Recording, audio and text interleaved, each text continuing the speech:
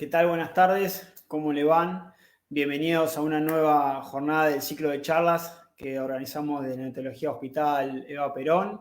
Muchísimas gracias por estar enfrente de la pantalla, de acompañarlos en el transcurso de todas estas jornadas. Aquí estamos una vez más. Hoy vamos a hablar de lo que son las otoemisiones acústicas, que es esa prueba del oídito que siempre la hacemos a los recién nacidos. Y quién es mejor para hablar de estos temas que las personas encargadas de hacerlo. En este caso tenemos doblete de invitadas, tenemos dos invitadas, tenemos a la licenciada Mónica Sagún, que es la jefa de fonoaudiología del Hospital Eva Perón. También trabaja en los consultorios de OSECAC, en los consultorios de Nino Salud y en los consultorios de Rivadavia y Buchardo. Trabaja por todos los lados la licenciada, así que la van a poder encontrar fácilmente. Y también la licenciada Laura Zaretti, que es la jefa de fonoaudiología del Hospital Naval de Puerto Belgrano y que también trabaja en los consultorios de Fournier 927. Así que ahí ya saben dónde pueden encontrar a las licenciadas para alguna consulta o para realizar algún tipo de estudio. Así que bueno, ya presentadas, vamos a invitarlas a que transmitan acá en vivo con nosotras. ¿Cómo andan? Buenas tardes. Hola Facu, ¿cómo estás? Buenas tardes, gracias por la invitación. No, gracias a ustedes por sumarse a este ciclo. Así que bueno, más que contentos, todo el servicio de Neo y todo el servicio de maternidad. Capaz que uno es la cara visible, pero bueno, atrás de mí, por así decirlo, hay un montón de gente trabajando para poder hacer esto. Así que muchas gracias y saludos de todos nuestros compañeros. ¿Cómo andan? ¿Bien? Bien, todo bien. Muy bien. Acá, la verdad, muy linda iniciativa, el tema que vamos a hablar hoy. La verdad que muchas veces hay dudas o hay consultas que los papás no saben bien cómo resolver o a qué se van a enfrentar, así que me parece buenísima la iniciativa de conversar sobre las otoemisiones. Exactamente, sí. Algo que digamos que hay que hacerlo, que la gente a veces dice la prueba del oídito, que no sabe mucho, pero bueno, lo hace, digamos, porque es una obligación, por así decirlo. Pero bueno, qué mejor que ustedes, que son dos referentes de nuestra ciudad, ¿sí? Una del Hospital Municipal, otra del Hospital Naval, para explicarnos tanto a mí como a toda la gente que nos está escuchando, qué son las otoemisiones, para qué sirven y cuál es la importancia. Vos sabés, Facundo, que la mayoría de los padres se creen que es como una audiometría que mide umbrales. Claro. Entonces hay que explicarle que no es una audiometría, que es un rastreo del oído, cómo funciona, pero no es una audiometría que mide umbrales. Porque vienen con esa idea, cuando vos le haces las otomediciones, y decirlo, ¿y qué umbral le da? Como si entendiera. Pero Claro. todos tienen esa duda, entonces hay que aclarar eso. Y sí.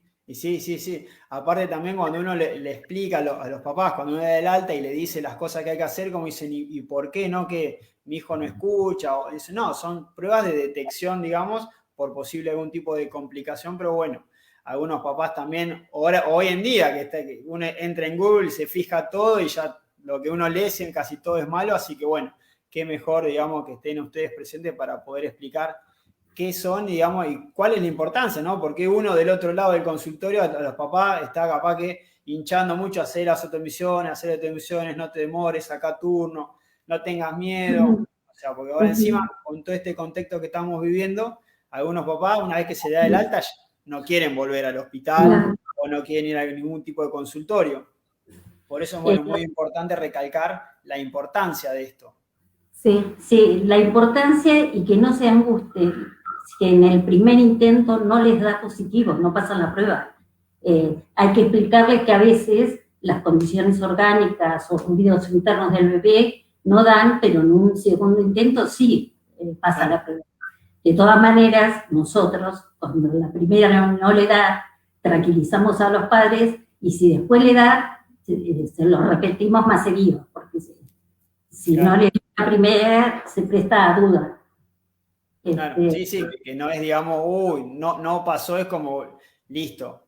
No es que no escucha, sino que en ese momento las condiciones para determinar la presencia de la autoemisión no están dadas, ¿sí? A veces puede ocurrir que haya factores que están afectando a la transmisión del sonido hasta llegar a la cóclea, que es donde se ocurre la autoemisión propiamente dicha, Entonces, en ese camino, desde el oídito externo hasta la cóclea, pueden haber factores que pueden interrumpir el camino del sonido y no detectarlo bien.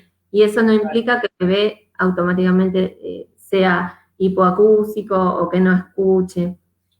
No en todos los casos, en algunos casos sí, pero bueno, para ello hay todo un protocolo que se desarrolla para llegar a... Claro. Muy bien. Angustia muchísimo, muchísimo. Sí. ¿Qué va a ser sordo? No me digas que no va a escuchar. Bueno, uno le tiene que explicar, porque a veces hay ruidos internos del bebé que entorpecen en la prueba. Claro. Sí, una vez más allá de la profesión de ustedes, chicas de fonoaudiólogo, también tiene que ser un poco de psicóloga, de contener todo, porque es algo tan pensado como un bebé, ¿no? Como todo ese anhelo sobre ese bebé, y a veces tiene que haber una mala noticia o una noticia que el papá no quiere escuchar, no debe ser nada fácil tampoco. No, por eso, bueno, más adelante en la presentación lo desarrollamos un poco más, pero es bueno aclarar que la autoemisión estudia una porción del oído, la parte más periférica de la audición, no toda la audición. O sea, desde la cóclea hacia el cerebro, digamos, tenemos el nervio auditivo y la vía auditiva que no está evaluada con la autoemisión. Entonces, aún teniendo una autoemisión presente, puede haber posibilidades mínimas de una existencia de una hipoacusia que no se detecte a través de este estudio, pero que sí se va a ir detectando a través de otros parámetros y otros estudios.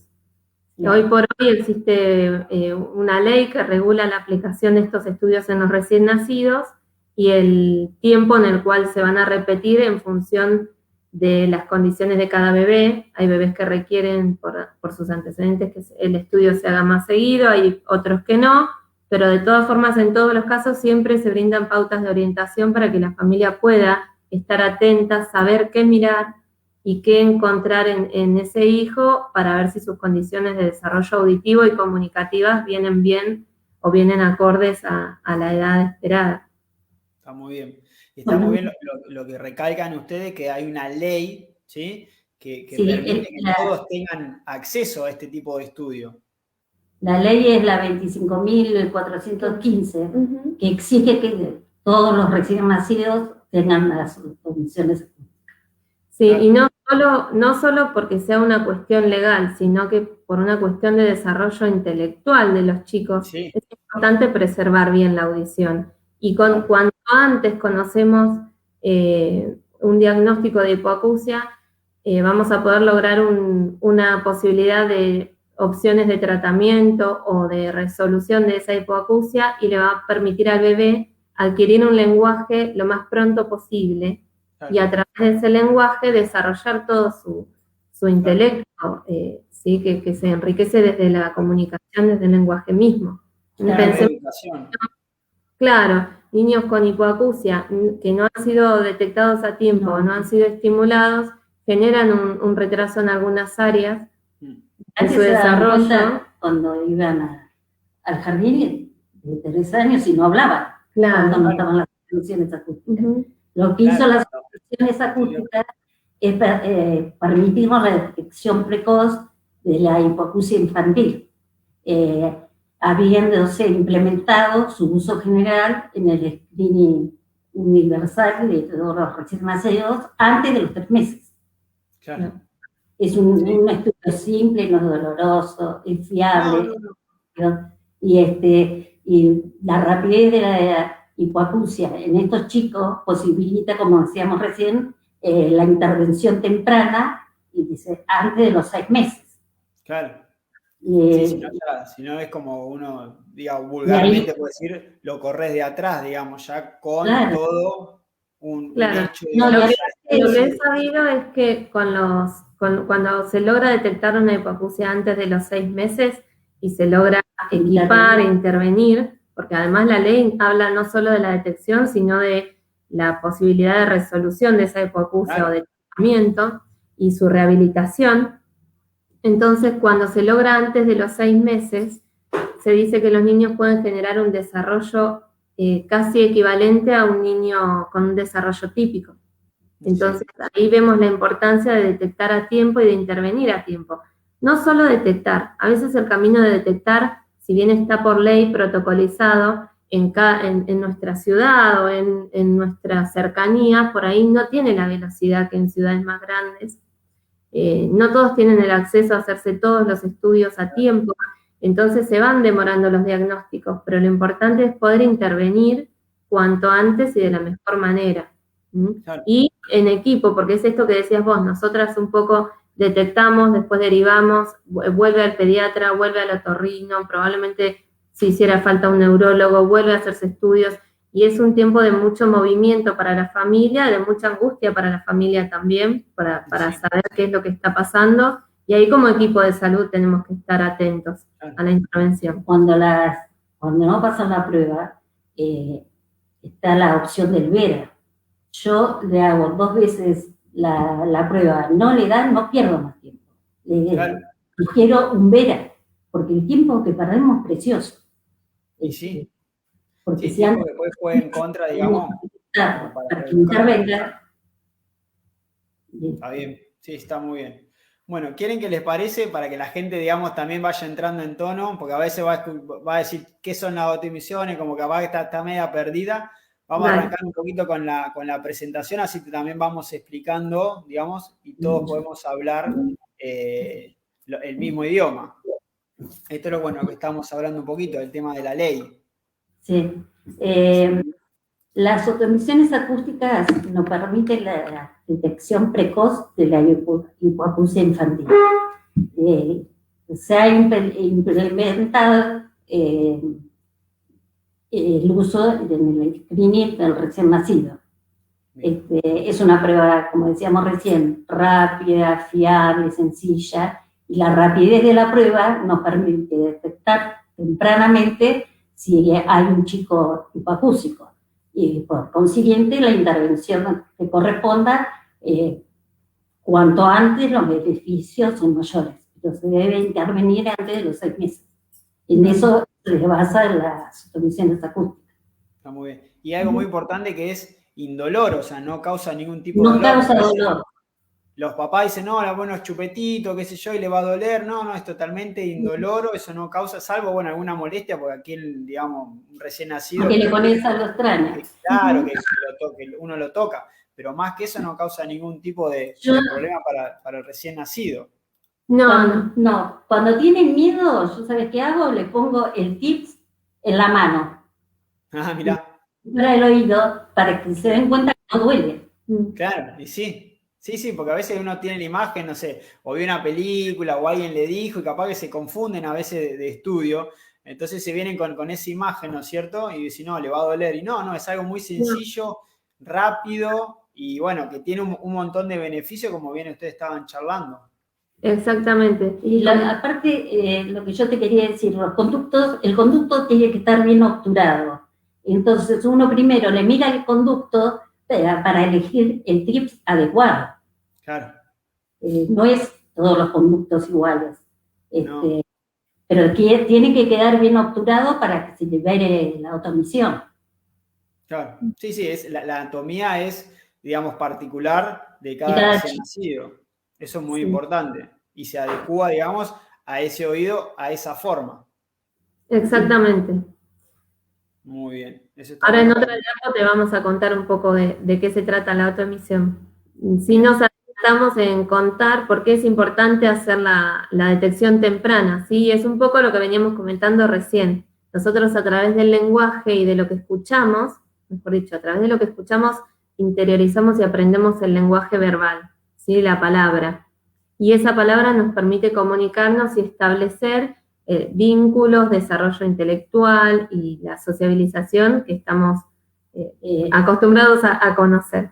Cuando esto no ocurre, tenemos que estar atentos porque hay que desarrollar primero el diagnóstico y la intervención adecuada, pero también estrategias que permitan que la comunicación exista a pesar de que no haya tal vez una capacidad de escucha adecuada o no haya capacidad de expresión del lenguaje claramente, pero siempre es importante conocer que a través de la comunicación nos desarrollamos intelectualmente.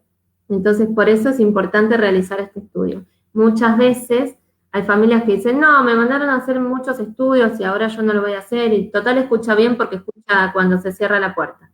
Sí. Bueno, puede ser que escuche cuando se cierra la puerta porque el portazo es muy fuerte, pero haya sonidos más bajos que no esté escuchando. O que escuche de un oído y del otro no. También. Claro, también. Entonces hay muchos indicadores que nos sirven como familia y como profesionales para tener en cuenta, pero un estudio objetivo como es la autoemisión nos va a permitir conocer específicamente cómo está funcionando la parte periférica del oído, de la audición.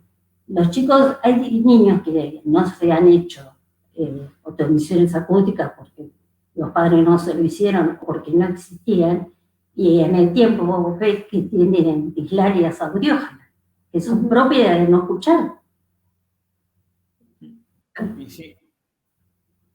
No, es muy importante. Es muy importante porque a veces uno no toma la magnitud, digamos, que a través de escuchar uno va incorporando y va desarrollando el lenguaje. No es solamente el hecho de escuchar, es todo lo que conlleva para ese recién nacido ir como interaccionando con el medio que lo rodea y cómo va incorporando la cultura de la gente, de donde está, y a través de eso después poder desenvolverse, bueno, en este caso, digamos, poder hablar.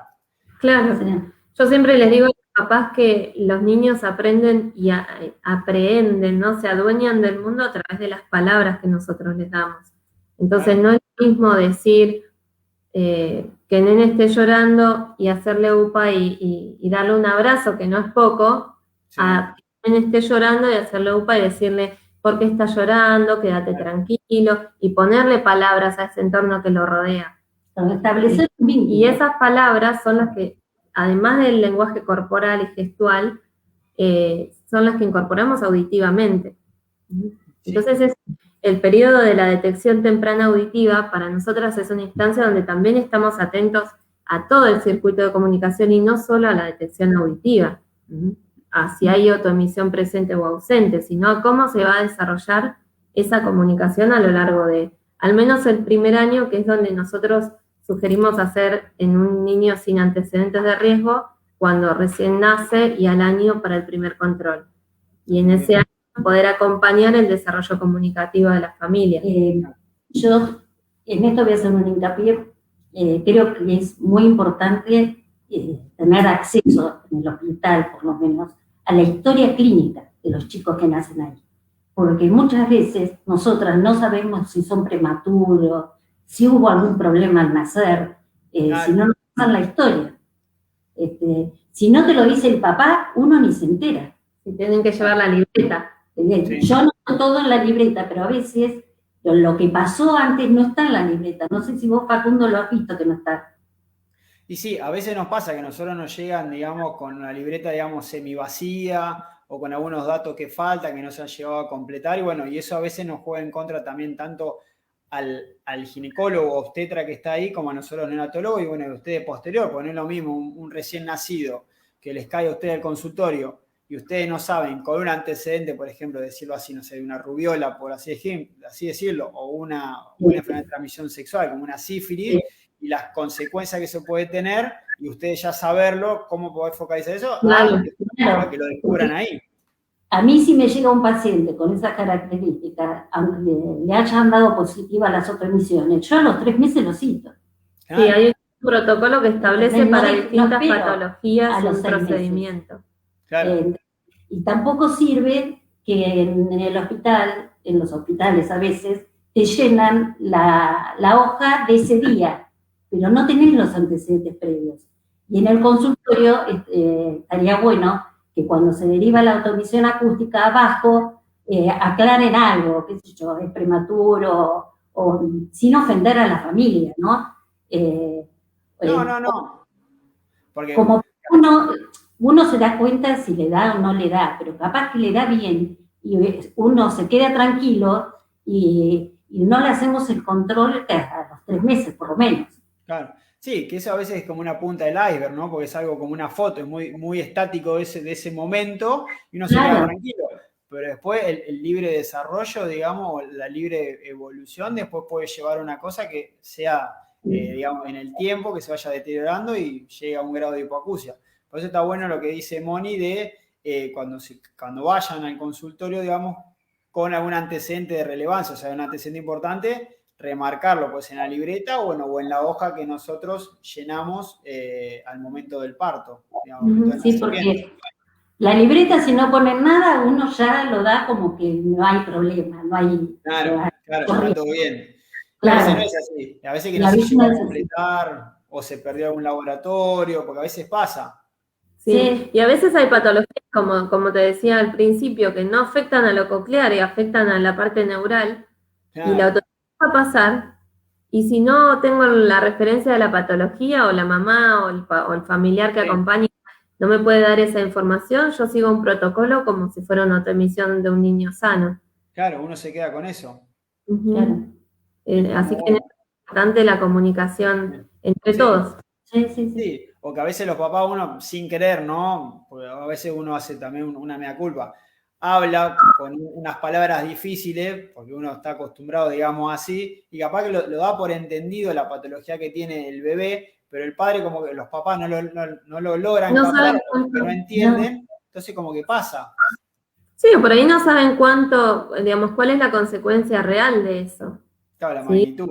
Toma de sorpresa, no, al margen del tiempo que lleva, ¿no? a aceptar y entender qué es lo que está pasando, es, bueno, ¿y ahora qué tengo que hacer?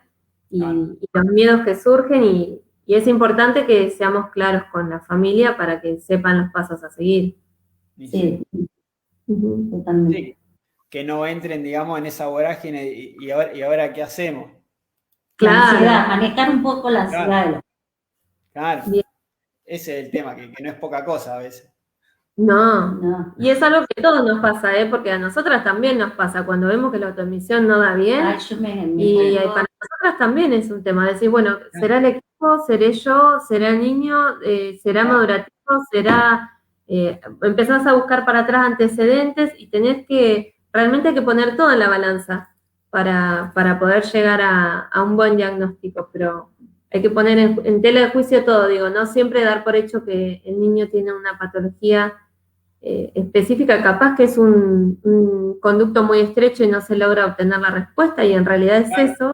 Y bueno, hay muchos casos que dan estos falsos negativos, ¿no? Donde uno cree No bueno, escucho que no escuchó, y en realidad puede ser que todavía el conducto no esté del todo desarrollado. desarrollado, o que A haya veces, líquido en el claro, cuando conducto. queda líquido, exudado o fluido en el conducto, uno no puede obturar bien profundamente el canal y esto dificulta la automisión. Ujú. Pero bueno, hablando de autoemisión, ¿qué son las autoemisiones, no? bien. Las autoemisiones. Nosotros en la cóclea, como dije, en la parte interna del oído, tenemos, mejor dicho, en la parte del oído interno hay una parte que se llama cóclea, y ahí hay que son unas células ciliadas que se mueven cuando el oído está saludable, ¿sí? Cuando estas células se mueven, emiten un sonido que es muy bajito, y son las autoemisiones acústicas. Ese sonidito se denomina autoemisiones acústicas. ¿Qué pasa? Cuando la cóclea está sana, y como se ve acá en el gráfico, nosotros contamos desde la oreja, lo que nosotros decimos la oreja, el pabellón auricular, todo el conducto, que lo que popularmente sería donde me entra el dedo, ¿sí? O por donde Claro, presento el dedo, el conducto auditivo externo. Después sigue la parte media del oído, y recién después de la parte media llega la cóclea, ¿sí? Ese cablecito amarillo que ustedes ven detrás del gráfico es el nervio auditivo. O sea que nosotros con la autoemisión podemos conocer el estado auditivo desde la oreja hasta la cóclea, que es ese caracolito que se ve antes de lo amarillo. Por eso, si ustedes observan bien, cuando les dije que hay una parte de la audición que no evaluamos con la autoemisión, es ese cablecito que es el nervio auditivo, ese lo vamos a evaluar con otro tipo de estudios, como es el VERA, potencial evocado, ABR, tiene muchos nombres, pero es un potencial evocado auditivo que nos permite conocer cómo se transmite la información desde el oído hacia por la vía auditiva hacia el cerebro, digamos, hacia esa parte. Entonces, cuando hablamos de autoemisiones, hablamos de un sonido que se emite desde ese caracolito que se ve en la foto hacia la oreja, hacia la parte más externa. Y lo detectamos con un equipo que es el otoemisor, que emite un sonido y recibe, bueno, hay distintos tipos de otoemisiones, pero en el caso de los productos de distorsión, emite un sonido y recibe la respuesta de esas células que cuando el oído está sano, pueden justamente transmitir la autoemisión hacia ese equipo. Entonces, es un camino de ida y de vuelta, ¿sí? Por eso es importante que toda la parte externa esté indemne, esté sana y esté permeable para que los sonidos puedan transmitirse. El autoemisor lo que va a hacer es como un cablecito con una gomita en la punta, que es el tip o la sonda, que colocamos, presentamos en el conducto auditivo, como yo decía, es como si pusiera el dedo, ¿sí? Lo presentamos así, tiene que quedar bien selladito el conducto auditivo y ahí estimulo con el autoemisor y tomo la respuesta, ¿sí? De esa manera obtenemos las autoemisiones. Discúlpame, el rastreo que hace las autoemisiones acústicas implica la zona de la palabra hablada. Claro, evaluar las frecuencias que intervienen en la palabra hablada. Por eso es importante después en el lenguaje. Claro. Es un rastreo de toda esa zona. Entonces nosotros ahí más o menos sabemos de la palabra hablada, nada más. Claro, el panorama es ese. Sí. Está muy bien. Está bueno, digamos, el tema de gráfico y explicarle a los papás qué conlleva la autoemisión, ¿no? Que, no, digamos, es la parte, digamos, de la conducción y después, bueno, algo ya más interno ya sería otro tipo de estudio y que, bueno, que a veces depende de la anatomía a veces del conducto que puede interferir un poquito para que no se asusten. Exactamente, por eso, como decía Moni al principio, cuando muchos papás ven que la autoemisión no pasa, nosotros tratamos de llevar calma y decir, bueno, no te preocupes, en un mes nos volvemos a ver o en determinado tiempo nos volvemos a ver y le damos tiempo a que a esperar a ver si es algo que pueda ser madurativo, puede ir al otorrino mientras tanto o al pediatra o no, de acuerdo a los antecedentes y al momento. Hoy por hoy tenemos en cuenta que con el contexto de pandemia, hay muchos chicos que se están haciendo su primera autoemisión a los 6, 8 meses. Que es más difícil porque se mueven más. Sí, también. Quieren sacar el tips, manotean. Yo en esos casos prefiero que si la mamá lo amamanta, que vaya con la mamá y lo amamanten mientras le hago la prueba. Pero el otro día me tocó un chico de 8 meses que ni aún así, no hubo caso. Me manoteaba.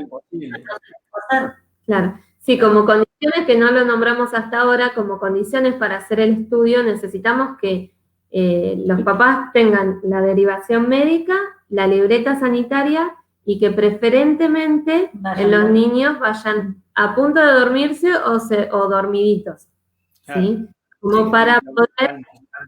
Claro. ¿Por qué? Porque como yo les contaba, el sonido de la autoemisión es un sonido muy bajito, entonces una contracción muscular, un gesto, un quejido de un bebé donde se mueve ya puede generar interferencia y que el estudio no se logre obtener. Y tenga que ver con estos factores. Igual, cuando no les da positivo de entrada, o sea, cuando no pasa, se dice pasa o no pasa, pero bueno, positivas o negativas, yo les explico que no sea el primer bebé que le pasa. Porque si no se creen que son ellos el problema. Le digo, hay un montón de chicos que en la primera no le da, y después sí. Así que no se angustien, porque vos le ves la cara de angustia. Se nota. ¿Viste? Los pone re mal.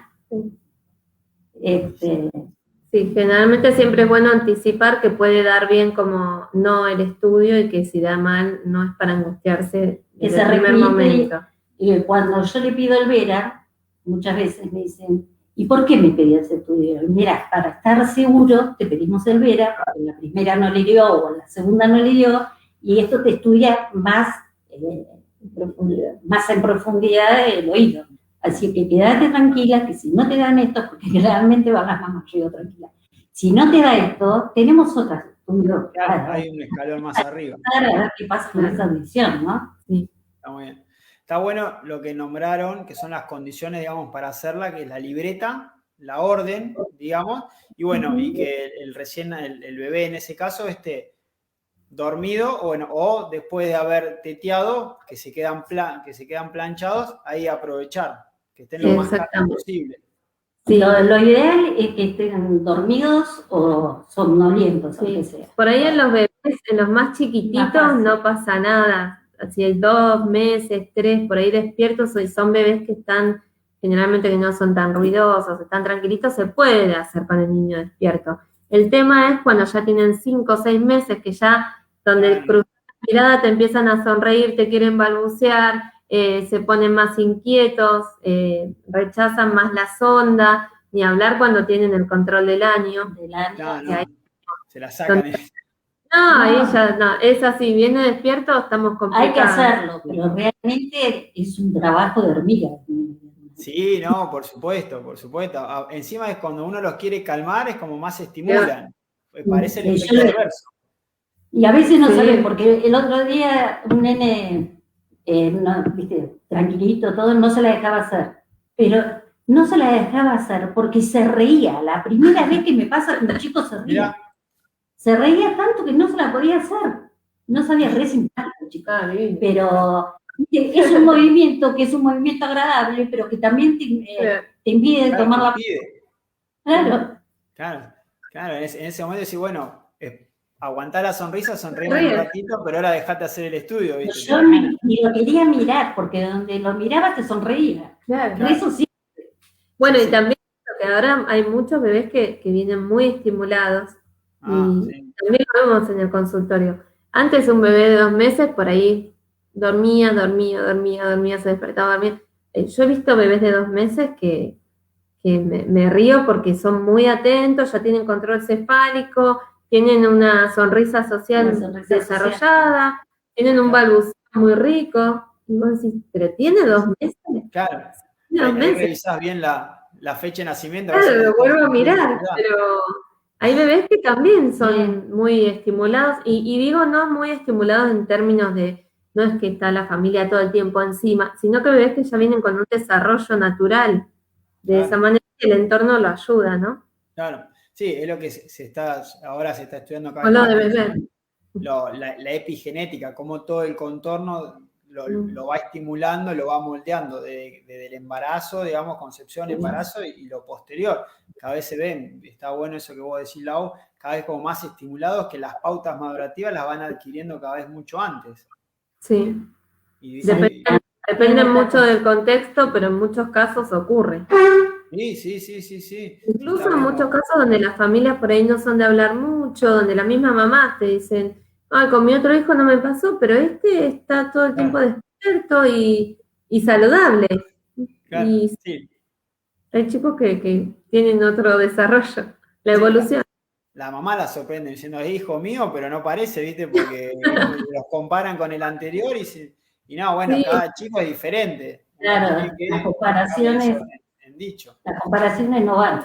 Porque, no. Ni de los bebés, no, ni siquiera de los bebés y ni de la mamá con ese recién nacido, ¿no? No es lo mismo con ese que como fue con el hermano o cómo va a ser con un posterior embarazo. Son todos totalmente diferentes los vínculos. Está muy bueno eso. Cada ser es único. Claro, y sí. Y el contexto. Claro. No hay que comparar. Ahí pasamos a la próxima. Es lo que, bueno, estábamos charlando justito de eso también. Bueno, esto más o menos ya lo dijimos, pero te voy a decir algo que tiene que ver en las condiciones que se hace el estudio. En cuanto al ambiente, no se necesita una cámara sonómica. Tiene que ser un ambiente silencioso donde no haya ruidos externos, ¿sí? Porque los ruidos externos interfieren en la prueba. Y el paciente es lo que te decíamos recién, que tiene que estar preferentemente dormido o somnoliento para que sea mucho más fácil tomar la prueba. A veces cuando no están dormidos, cuando no vienen en esas condiciones, por eso les decimos que vengan con tiempo. Cuando no están en esas condiciones, uno lo hace salir afuera, mientras toma otro, y que trate de calmarlo, de dormirlo, y después cuando se duerme lo volvemos a hacer entrar.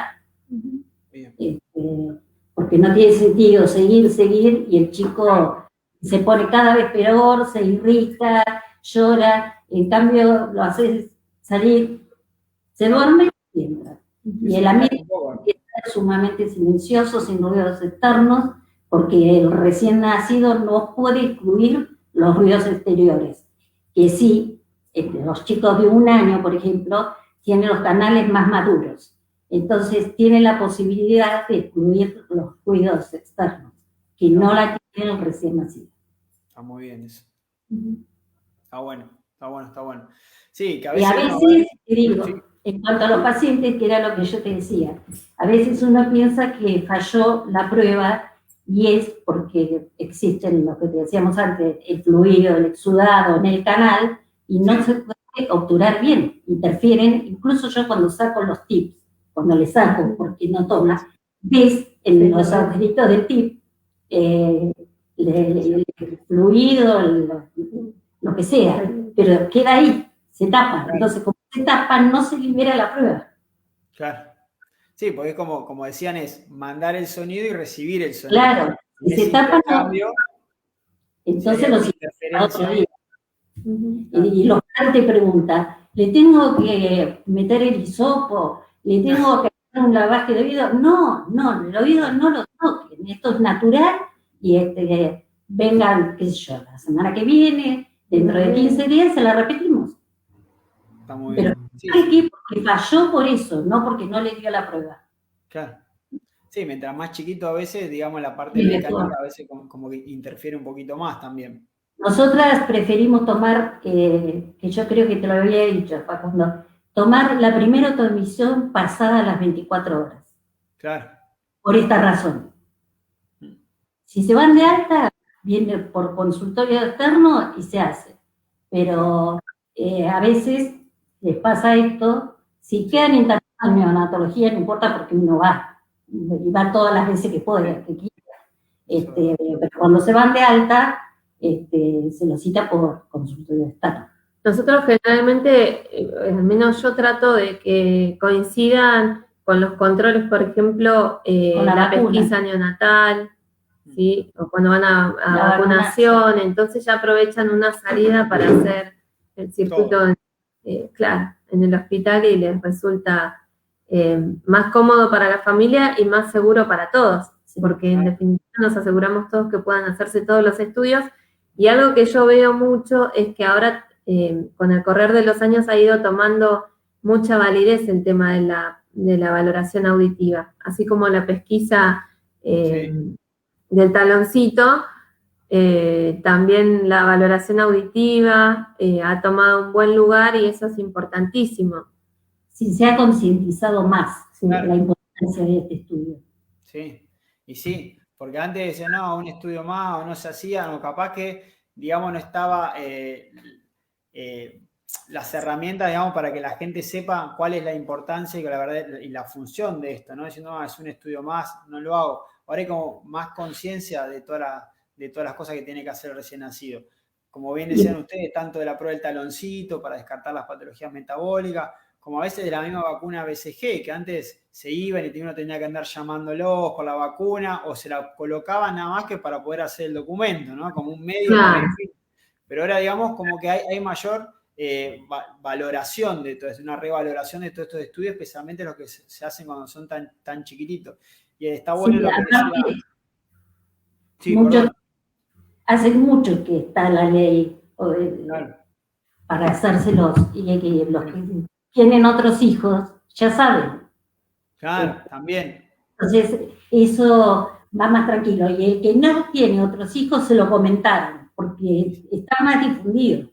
Y sí, está difundido, hay mayor, digamos, publicidad, por así decirlo, de esto, ¿no es cierto? Tanto en los medios como en nosotros mismos, cuando le damos el alta al recién nacido, que le dejamos toda la lista, a veces si nacen durante el fin de semana, que no se pueden hacer ciertas cosas, digamos, le dejamos para el otro día la lista de cositas a seguir, y que la prueba del taloncito, las autoemisiones, y siempre recalcamos, digamos, de hacerlo, o, digamos, en el consultorio cuando los vemos en las consultas las primeras semanas.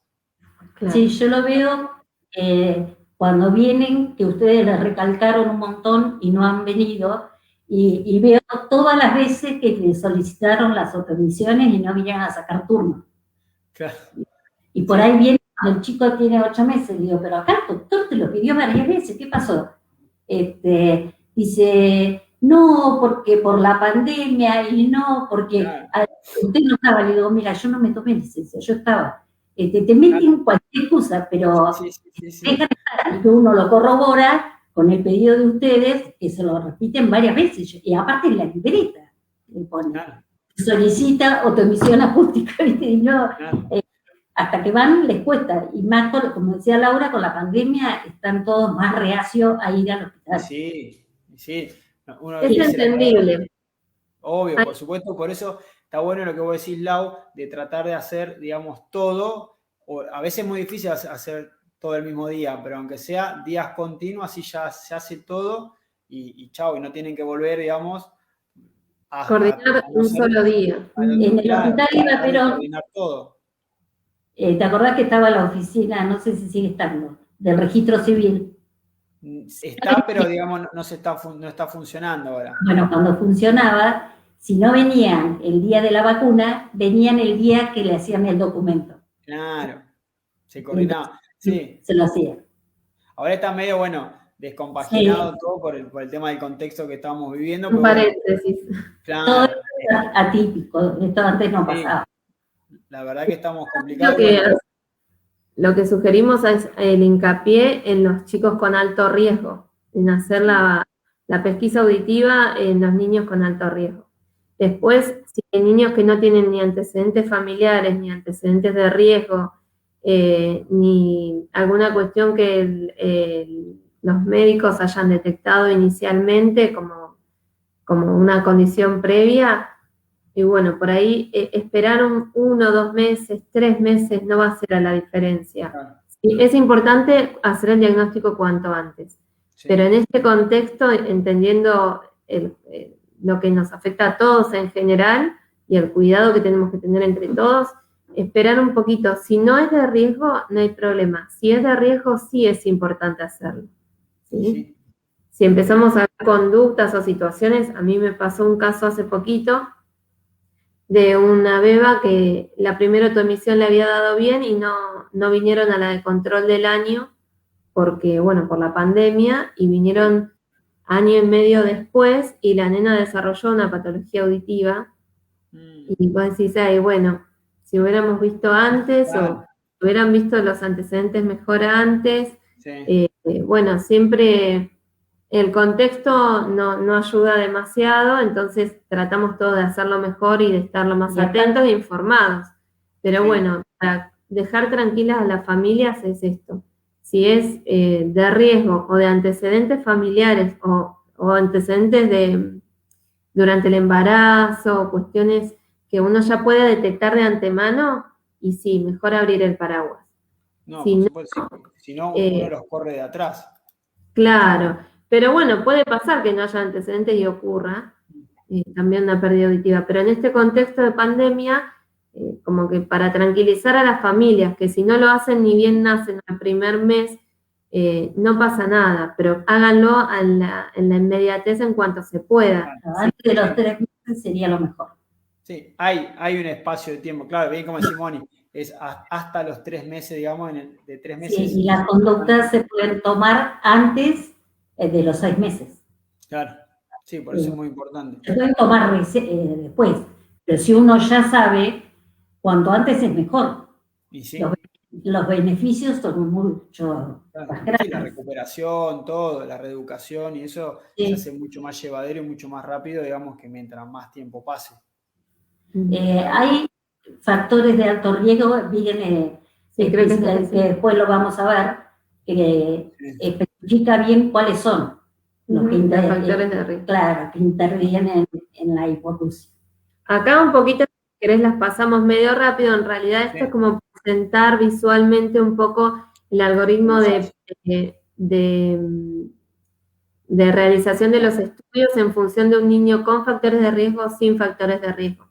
Básicamente no me voy a detener en explicar bien el algoritmo, pero sí para que sepan las condiciones de que cuando pasa o no pasa el estudio, es decir, cuando están presentes las autoemisiones o no, hay pasos a seguir según la ley de detección temprana auditiva que están marcados, ya sea en niños sin factores de riesgo o en la próxima están los pasos a seguir en niños con factores de riesgo.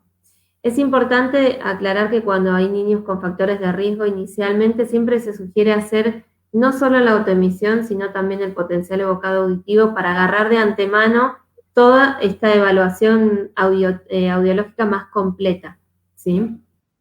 No siempre se accede a los estudios enseguida, no siempre se cuenta con el equipamiento, pero bueno, inicialmente hay todo un procedimiento que indicaría que uno debería realizar la valoración completa desde el momento 1 o al menos en los primeros controles, porque a veces saltan algunas cuestiones después.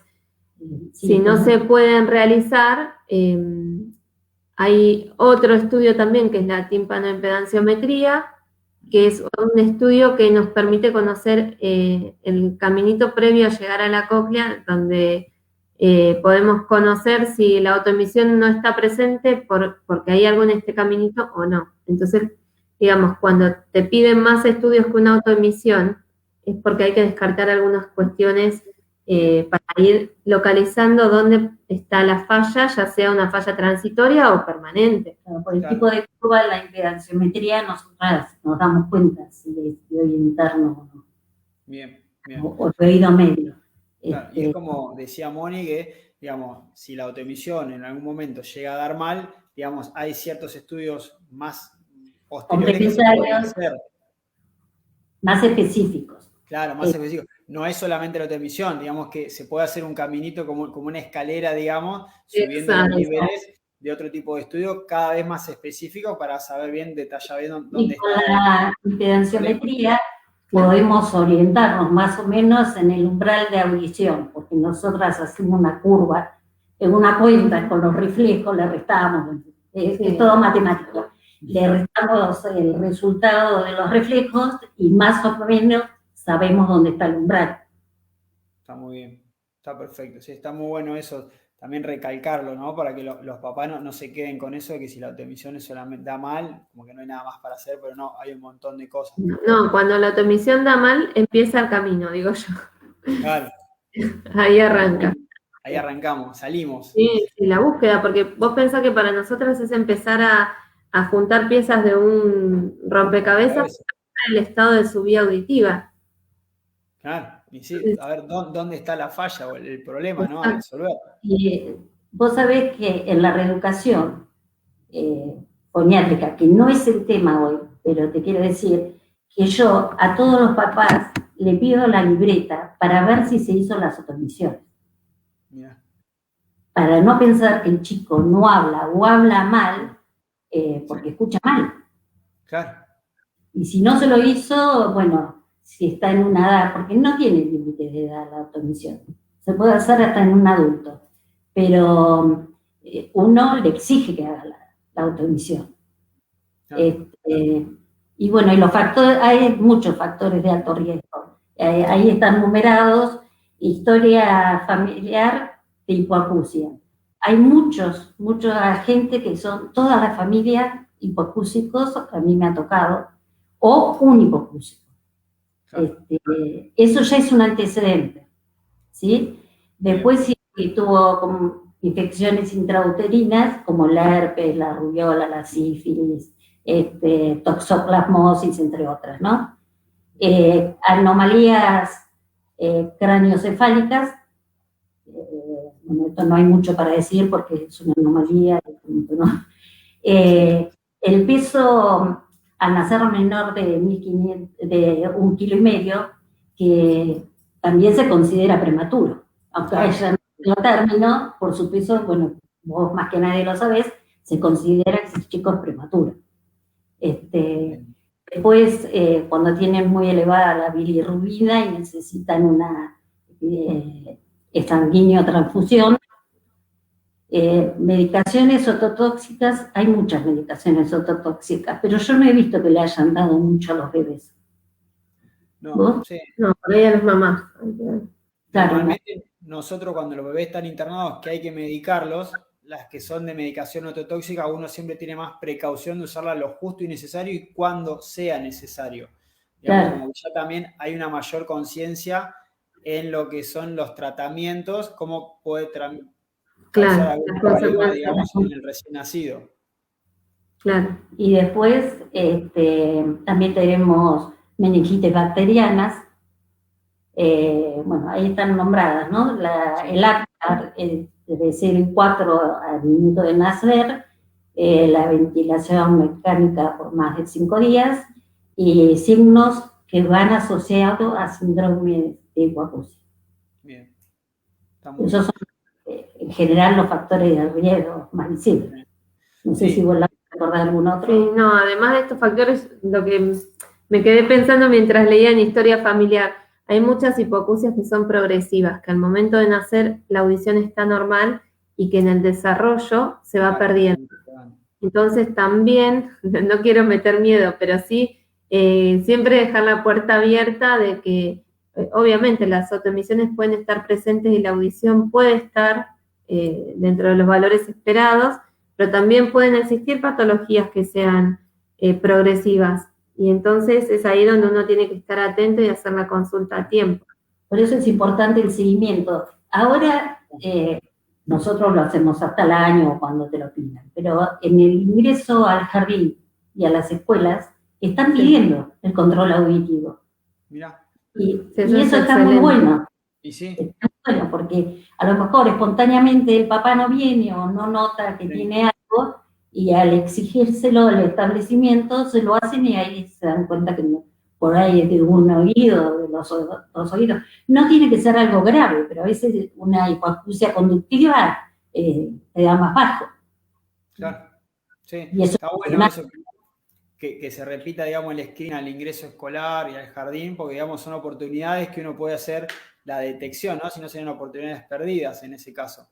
Claro. Claro. Sí, porque el programa sigue hasta, uno generalmente lo conoce como hasta el primer año de vida y de acuerdo a los antecedentes un tiempo más, pero lo cierto es que, como te contaba, como pueden existir patologías progresivas o incluso una otitis que puede aparecer silenciosamente y circunstancialmente, la posibilidad que tenemos, al menos en Punta Alta, de que las instituciones pidan los estudios auditivos, creo que hay una cuestión provincial también, pero acá en Punta yo lo he visto en algunos colegios, no en todos, que piden la valoración auditiva para el jardín, para el ingreso a primaria y secundaria, y son instancias muy importantes, porque eventualmente uno se queda con que el screening auditivo terminó al año y Sí. nunca más. Y, Claro. por ejemplo, yo he visto muchos casos de ingreso a la secundaria con traumatismo acústico, ¿sí? Bien, Producto de podemos- los juegos en red, la cuarentena, Claro, Sí. auriculares. sí, los auriculares, la exposición a ruidos fuertes, y uno dice, esto antes se veía en un ingreso laboral, y Claro. ahora lo veo en un ingreso a una secundaria o en chicos que trabajan en talleres con familiares. Lo que pasa es que son Entonces, daños, son instancias que están buenas para el diagnóstico. son daños Está muy buena esa iniciativa. son daños auditivos inducidos por el ruido, y como eso no se da como el trauma acústico en un momento determinado con un ruido intenso, no le dan importancia. Claro. Pero después, Para sí, cuando aparece el síntoma, ya está. los auriculares no tienen un tope para escuchar Claro. lo saludable. Entonces, si vos estás en la calle y estás con auriculares, ¿qué haces? Los subís cada vez más. Claro, cada vez más. Claro, y eso progresivamente te daña la audición. Y después vienen a la consulta porque tienen zumbidos, pero el Claro. trasfondo es otra cosa. Claro. Que da zumbido, obviamente. Claro. No, y está muy bueno lo que se está haciendo en los colegios, porque normalmente los chicos dicen, no, es calmado, no pregunta, o se sienta atrás y no molesta para nada, y capaz que uno dice, no, porque es, digamos, es introvertido, no, es porque el chico no escucha, digamos. Y después Pero todo- generalmente el chico que no escucha lo tildan de hiperkinético, porque se mueve mucho. Ah, El chico que no escucha se mueve mucho en la clase. Y enseguida dicen, este chico es hiperkinético. Claro. Y resulta que el chico no escucha. y ahí cae por otra cosa. Acá, Claro. Yo quería hacer la salvedad del tema que estaban charlando ustedes, la enfermedad de transmisión sexual, que nosotros estamos viendo un montón de casos de sífilis. Sí. Eso, digamos, también eso lleva a posterior, digamos, los mayor control, y para que la gente nos esté escuchando, que a veces lo que es el puntaje de Apgar, que dice, ¿qué es eso? Y es un puntaje que ponemos nosotros los neonatólogos o el pediatra cuando recibe el bebé, que es un puntaje de vitalidad. Si se mueve mucho y eso, que a veces los papás dicen, tiene 9, 10 o tiene 8, 9 y no saben qué es por eso, es la vitalidad, cómo se mueve, cómo ha reaccionado apenas nació el bebé. Mientras más arriba sean los números, mucho mejor. Por eso lo que Moni decía, que si es menor de 4 o de 5, uno ya ahí sospecha porque ha sido un bebé que no ha reaccionado enseguida. Y por eso, digamos, los estudios posteriores. Eso lo quería hacer, digamos, más que nada con los nombres propios que a veces la gente no sabe, digamos, como para ponerlo en tono. O los numeritos, dicen, no, tiene 9, 10, 8, 9, ¿qué significa eso? No lo explica. Mi hijo es 10, no, después es la puntuación que uno le pone apenas nacen. Así que no, está muy bien el tema de los factores de riesgo. Me voy a pasar a la próxima. Y ahí ponemos los puntos suspensivos. Y ahí el mientras tanto. Bueno, acá un poco, cuando preparábamos esta charla con Moni, pensábamos en el mientras tanto. Como dijimos hace un rato, el screening auditivo se orienta siempre a pensar en el recién nacido y en el control del año. ¿Sí? Ya lo vemos en la mayoría de los pacientes que saben que vienen al primer control, digamos de recién nacido, aunque lo hagan unos meses después, pero es el primer control auditivo y vuelven al año. Y mientras tanto, ¿no? ¿Qué pasa? Mientras tanto tenemos un montón de pautas en el desarrollo, en la evolución, que nos van a ir demostrando cómo viene ese desarrollo auditivo, ¿sí? Ya sea porque nosotros con la autoemisión evaluamos solo la parte periférica y nos falta ver la parte central de la audición, sino también porque durante ese año ocurren diferentes procesos madurativos que nos permiten ver cómo el niño está relacionándose con el sonido, con las voces, ¿sí? Entonces, generalmente nosotros orientamos en los controles auditivos o damos guías auditivas para que la familia sepa, bueno, alrededor de los 3 meses tiene un balbuceo que durante el año va a ir mejorando y se va a ir aproximando para que alrededor del año ya ese balbuceo suene a palabra y sea un mamá, sea un agua, sea un papá.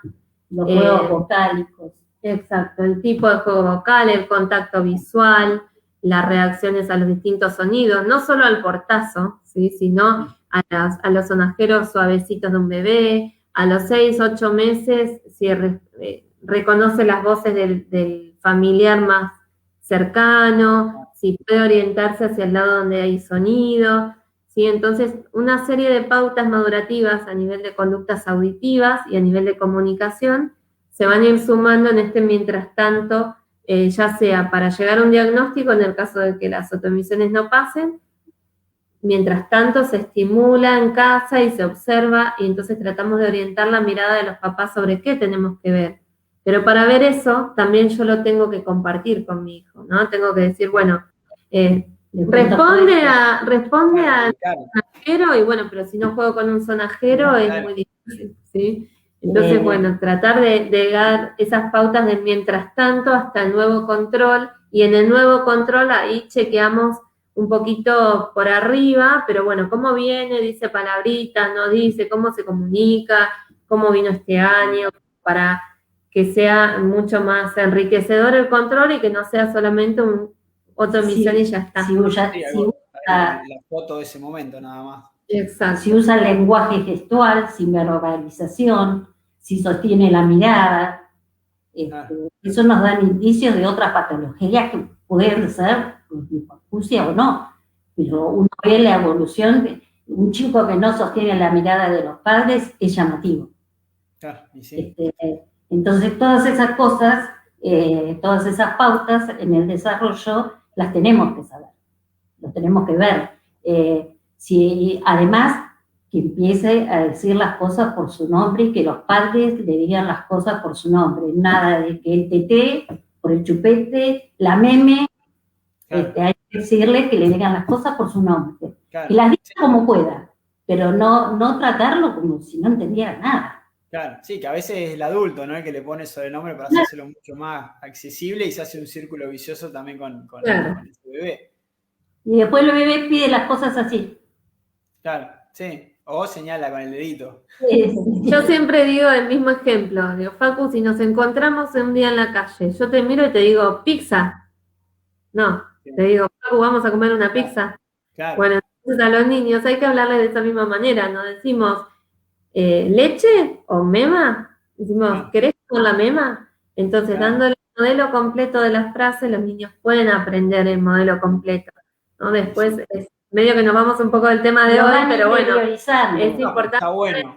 completo para que los chicos después, cuando digamos, bueno, tiene 2 años y no dice frase simple, bueno, ¿qué está pasando? Claro. ¿Le hablan con una palabrita sola o le hablan con frase completa? Y la otra es que no lo entretengan frente a una pantalla sin estímulo.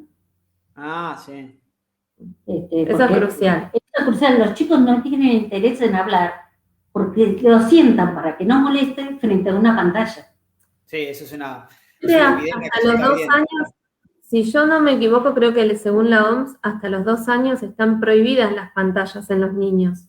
Sí. Y de 2 a 6 años creo que son 40 minutos por semana. Sí, No, pero claro, empiezan ya a haber tiempo, pero bueno, mientras Claro. más niños pongan eso, pasa que tanto estímulo, tanto eso como que se quedan medio atontados y bueno, en algunos casos se quedan sentados para no molestar o porque tiene que haber otra dinámica. Y Pero uno bueno, lo ve. no es bueno eso. No, además porque la comunicación, que un poco lo que venimos hablando, se establece con 2 personas, con un ida y vuelta. La pantalla no me exige nada a mí. Por más que el dibujito sea interactivo, el que pregunte, ¿cuántas manzanas hay? Después se responde. O tal vez responda, pero no tiene un ida y vuelta. Nadie Porque le no va a hay- decir que bien que lo hiciste, bien, o no son 3, son No hay 4. un interlocutor y un receptor. Claro, no hay un feedback, ahí no hay un ir y volver del mensaje. No tienen necesidad de hablar. Claro, claro.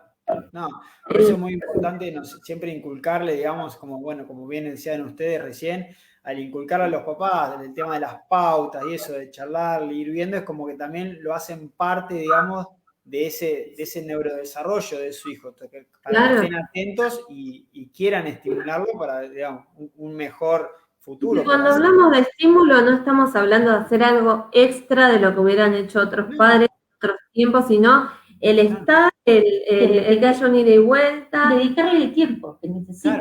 Claro. Y no sí jugar, es muy importante jugar. Claro. No solo estar, sino jugar. Pero el juego lúdico, no el juego de pantallita. Porque yo veo a las madres en la sala de espera con los celulares, que el nene llora y dicen, mira, le ponen el celular, se lo ponen en el oído. Claro.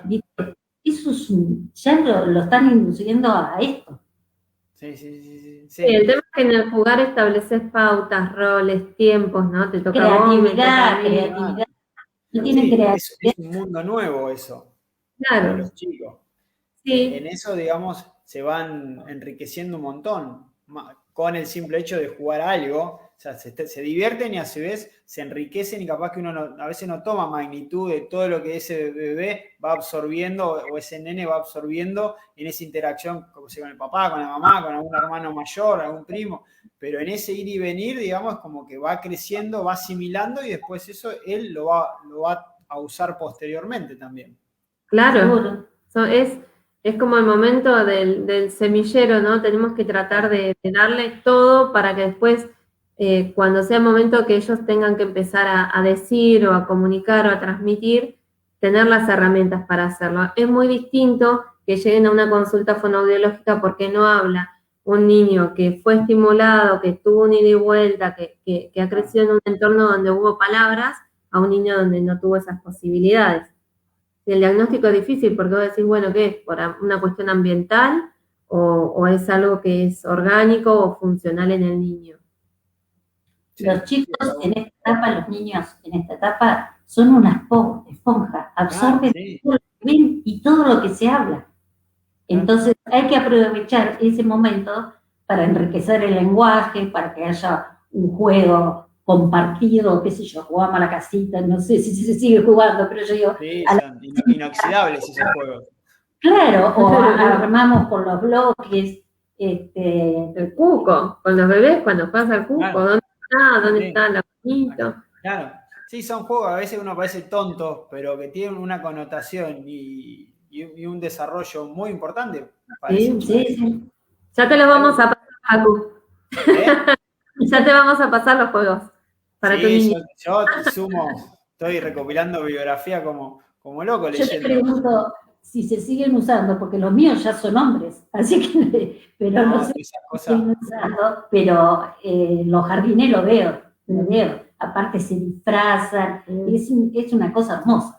Y sí, es interacción, por eso, digamos, es muy importante y liberar la imaginación de esos papás, o bueno, en el caso en los jardines infantes, ¿cómo se llama? De las profesoras, la verdad que es muy, muy bueno y muy grato ver cómo esos chicos también se van relacionando y van interactuando. Sí. Y te inventan historias. Cuando te Sí, inventan historias, vos decís, ¿cómo? está bárbaro. La Está bárbaro. inteligencia. Se puede imaginar, puede hablar, Claro, inventa personajes. claro. Sí, Todo lo que esto es la imaginación. no se podría hacer. Es verdad. No, lo que es la imaginación de los chicos no tiene techo. No tiene No. techo la imaginación. Siempre hay que dejarlo. Está muy bien. Voy a pasar a la próxima. Me parece que no hay más, ¿no? No, ahí estamos. Hablando de jugar. Sí, ¿no? Como si lo hubiésemos programado cerrar con esta. Así es. La verdad que muy bien, muy bueno, muy interesante, muy dinámico. Ha sido la charla, la verdad que ha sido muy grato. Yo he aprendido un montón de cosas que a veces uno, por más que esté del otro lado, digamos, que sea el que receta, la verdad que a veces unas cosas se le escapan y la verdad que me ha servido un montón. Ahora, si les parece, hay algunas preguntas de acá de la gente que les hace. Bueno, arrancamos con elogios. Soy una genia. Gracias. Ya nos vamos poniendo en tono. Eso es como para relajar. Claro, como si, bueno, listo, un recreíto y arrancamos. Venimos bien. Después, Celeste Amiot, genias, te quiero, Moni. Ahí es el fan club. Después, acá hay una pregunta que es la copa. Yo calculo que se ha confundido o ha tecleado mal refiriéndose a la cóclea. Ah, la cóclea. Claro. El órgano auditivo. La cóclea es el órgano auditivo donde reside el órgano auditivo. Es la parte del oído donde reside el órgano auditivo y donde están estas células que al moverse emiten la autoemisión.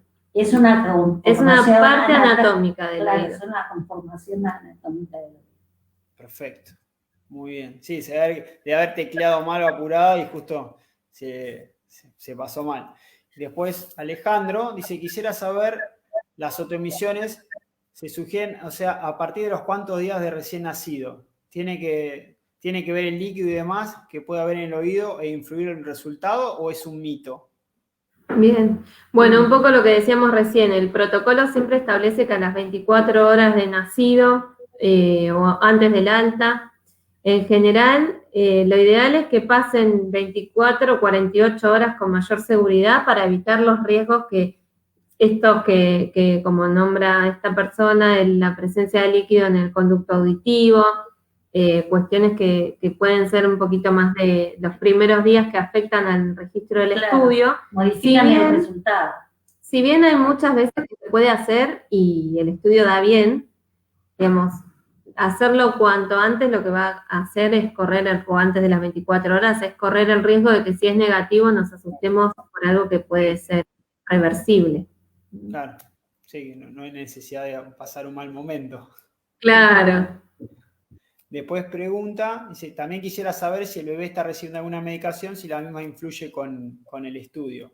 No. Dependiendo del tipo de medicación, esto que hablamos de los ototóxicos, no en el momento de la autoemisión, seguramente sean a la anterior, previo a la autoemisión, puede pero si está tomando pero si no. Un antibiótico, cualquier otro tipo de remedio, no es impedimento. No, solamente, digamos, claro, bien como decía, es previamente. Después, Rosana pregunta, ¿se les hace el estudio a los recién nacidos prematuros? ¿Hay alguna diferencia entre recién nacido a término y prematuro? Se le hace a todos prematuros o no prematuros. En los prematuros, al contrario, es mejor porque uno determina si además hay un componente auditivo que lo está afectando, ¿no? De todas formas, siempre hay que tener en cuenta la edad corregida, ¿sí? Claro.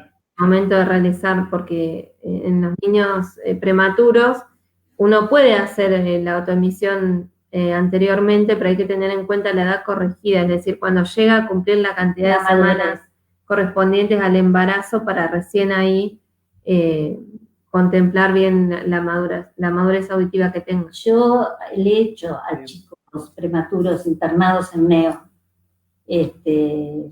La verdad es que no me han dado mal muchos, igual después se le vuelve a hacer, como dice Laura, cuando ya tienen la edad correspondiente, pero yo he ido a neonatología y se los he hecho a los chicos prematuros y han tenido buenas respuestas. Claro.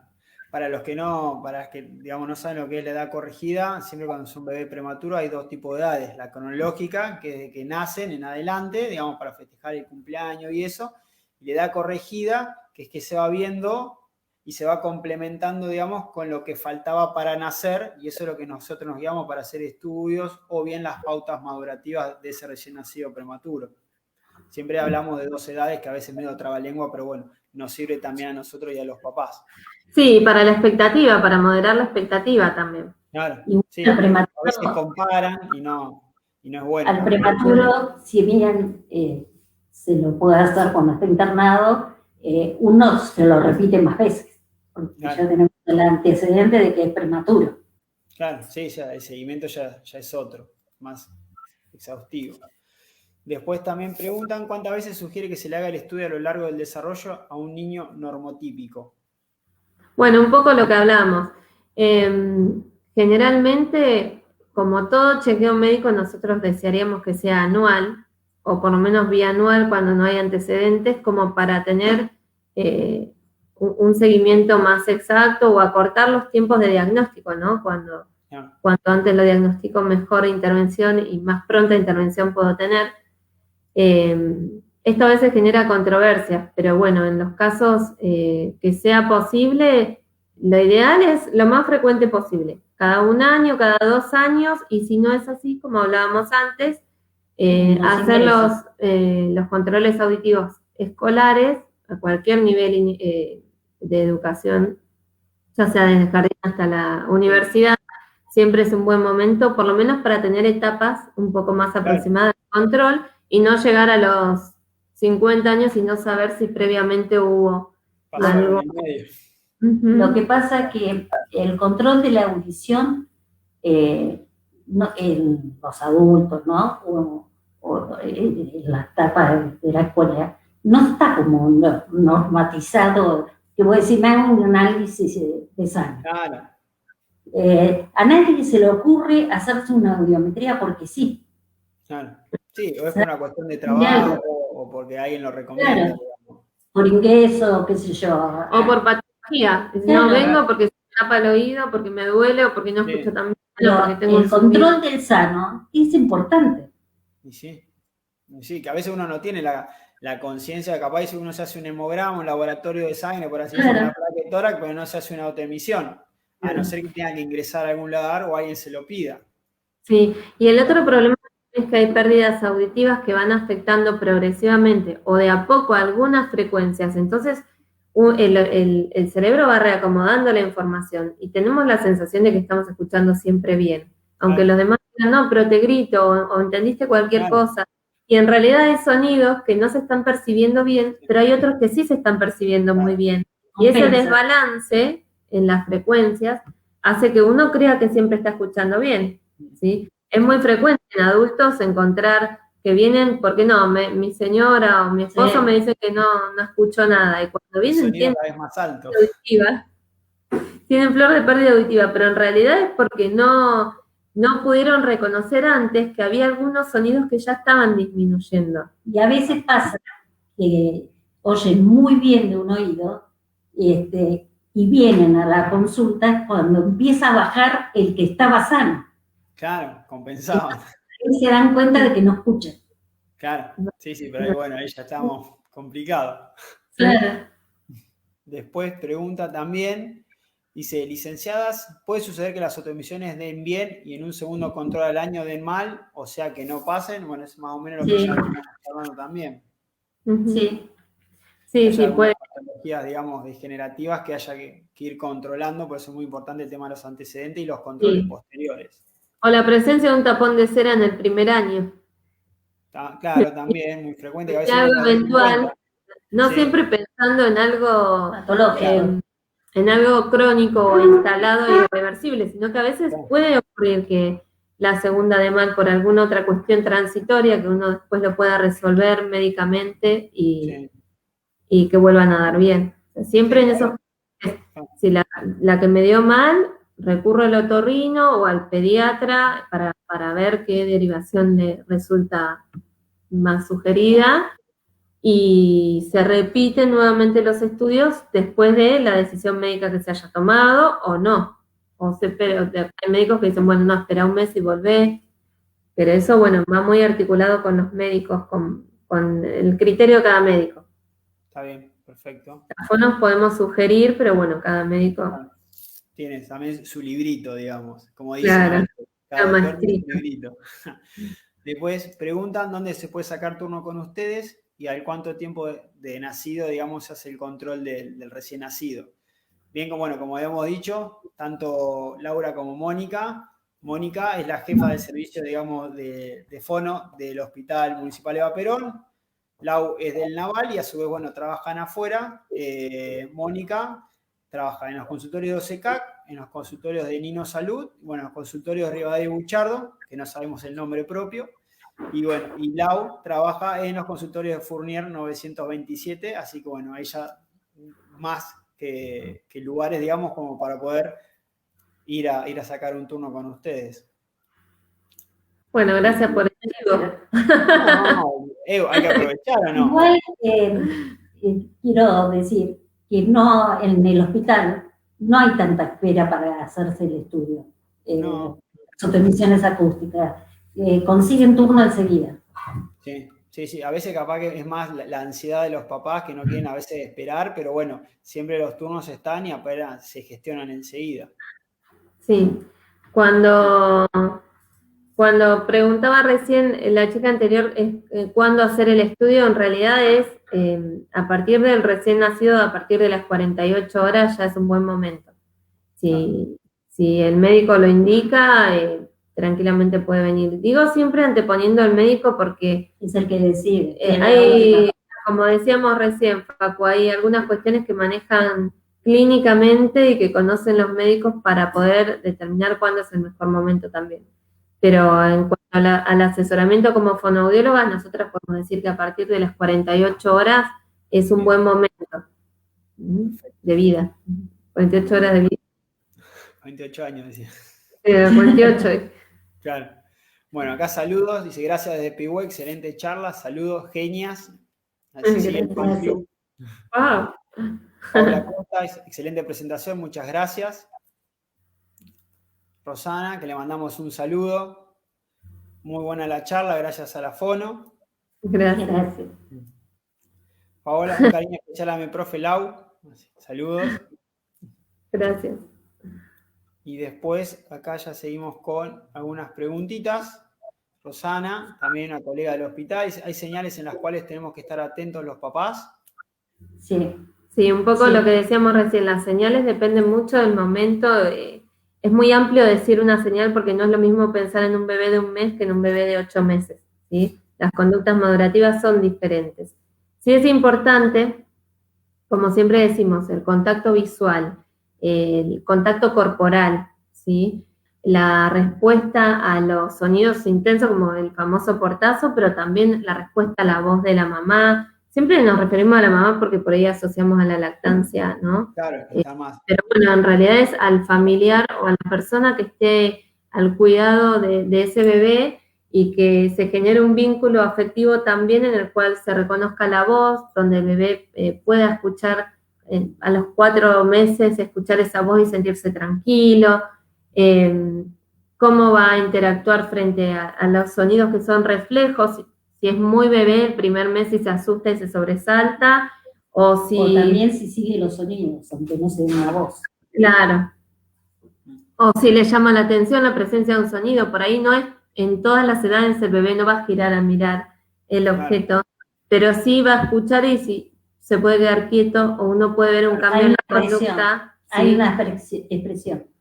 Entonces son indicadores. El balbuceo también es muy importante, ¿sí? Cuando el balbuceo en los primeros meses empieza haciendo solo un ruido, como casi un ruido vegetativo, que es como que uno dice, ¿por qué se queja? O esos sonidos que después a lo largo de los 3, 4 meses ya empieza a tomar forma de balbuceo, el mirar la boca y el bebé que quiere imitar la boca, que sabe que hay algo que está pasando ahí en la interacción. También, el cambio del balbuceo cuando ya es repetitivo, cuando empieza el va, hasta que después va, termina siendo va, papá, y papá ya pasa a ser una palabra, y papá es el papá, y no es cualquier cosa. Sí.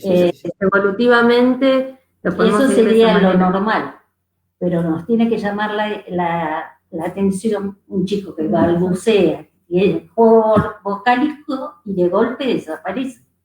Porque lo que hacía era reflejo, no porque escuchara. Eso hay que prestar mucha atención, porque uno se queda con que balbucea, hace juegos vocálicos y de golpe desapareció. No sé por qué ahora no repite. Algo está pasando. Los cambios en entonación, los cambios en la entonación del balbuceo. Perfecto. ¿Sí? Que no sea siempre lineal. Hay tanto para hablar. Sí, no, esto da para hacer otra charla más de pautas. Pero bueno, digamos, lo más grosero como para que también los papás ya vayan captando algunas cosas y estén atentos, o los futuros papás, como en mi caso, también, para estar atentos. Muy bien.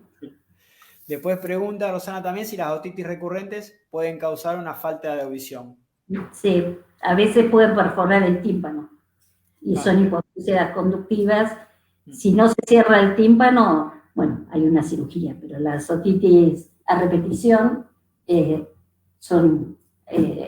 perjudican la audición. En muchos casos se consideran hipoacusias mínimas, aunque es un término que por ahí no es muy conocido. Hay algunas otitis que son recurrentes que no dan fiebre, no dan dolor, pero el oído genera una acumulación de mocos y genera una pérdida auditiva de 20 decibeles, que es muy poquitito, pero que ese tipo de otitis prolongada en el tiempo genera, sobre todo en los nenes chiquitos, que la información que ellos graban auditivamente se grabe distorsionada. Se graba como así, ¿sí? Entonces después los problemas de habla. Entonces hay otitis muy leves. Claro, pero bueno, sí. Bien, como decís, hay que estar atento porque, digamos, cualquier desfasaje de esos decibeles puede causar, digamos, algún trastorno de la audición a nivel posterior. Que está bueno eso porque uno a veces piensa que en las otitis como algo muy, muy masivo, pero bueno, las otitis mínimas también a veces, digamos, causan ese tipo de patologías.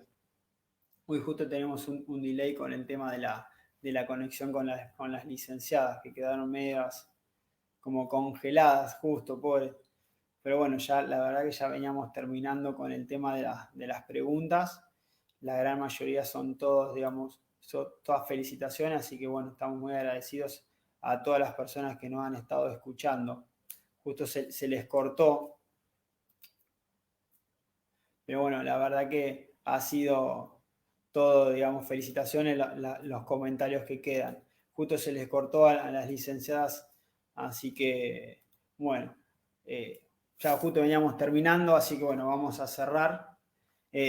Las chicas no se pueden volver a conectar, así que bueno, muchísimas gracias a todos por los comentarios, por los agradecimientos a la realización de este tipo de jornadas. La verdad que eso nos hace seguir queriendo hacer estas cosas, ¿no? Es como fomentar y bueno, y queremos agradecer a las licenciadas, tanto a Moni como a Lau, dos colegas, por haber estado presentes y bueno, y haber armado esta jornada con el Power, todo muy, muy grato y bueno, y muy importante para poder hacer prevención y saber por qué nosotros, los neonatólogos o pediatras, a veces somos medio hinchas, por así decirlo, valga la redundancia y perdón por la palabra, de hacer el estudio. Así que bueno, muchísimas gracias por haber estado presente. Nos volvemos a encontrar la semana que viene, el día jueves también, con otra jornada. Así que bueno, muchísimas gracias por estar acá. Ya la semana que viene vamos a hacer el flyer de difusión, así que bueno, vamos a estar hablando de lo que son